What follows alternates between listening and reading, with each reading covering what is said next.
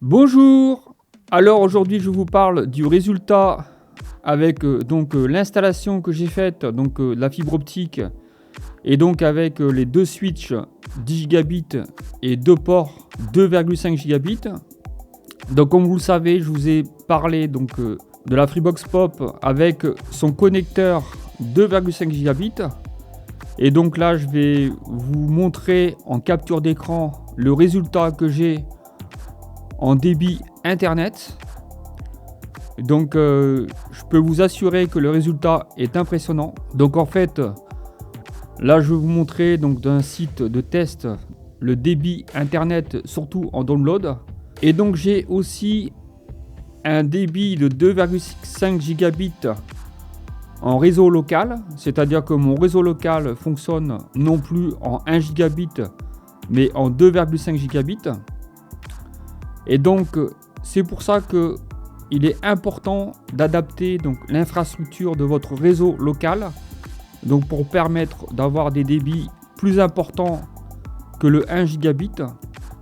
Donc ça a un petit coût quand même, il faut quand même investir dans du matériel si vous avez la Freebox Pop bien sûr. Alors les autres failles, fournisseurs d'accès à internet, je ne sais pas si eux ils ont cette capacité là, si Orange donne la possibilité d'avoir ce type de débit, ça je ne sais pas. Pour mon cas, c'est Free, c'est la Freebox Pop.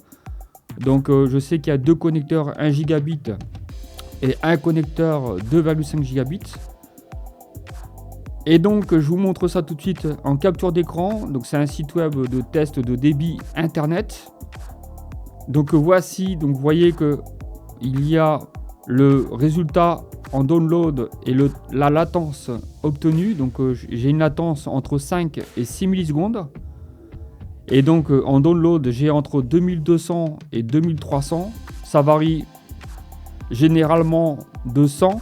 J'ai fait plusieurs tests sur plusieurs jours, le soir, la journée.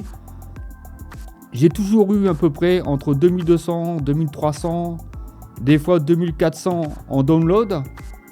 Et en upload, j'ai souvent eu 660, 665, des fois 670 mégabits par seconde. Alors vous voyez que en adaptant votre réseau local, par exemple avec deux switches 2,5 gigabits et un câble Ethernet, vous pouvez obtenir ce genre de débit. Alors moi j'ai fait le choix de passer de la fibre optique parce que ça me paraissait plus simple pour moi.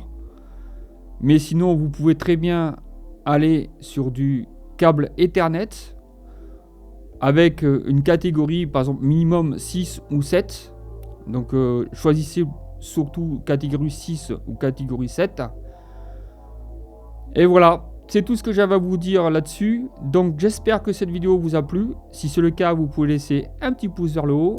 N'hésitez pas à vous abonner. Si vous avez des questions, n'hésitez pas à laisser vos questions dans la section commentaires. Et donc je vous dis à très bientôt pour une autre vidéo. Ciao ciao!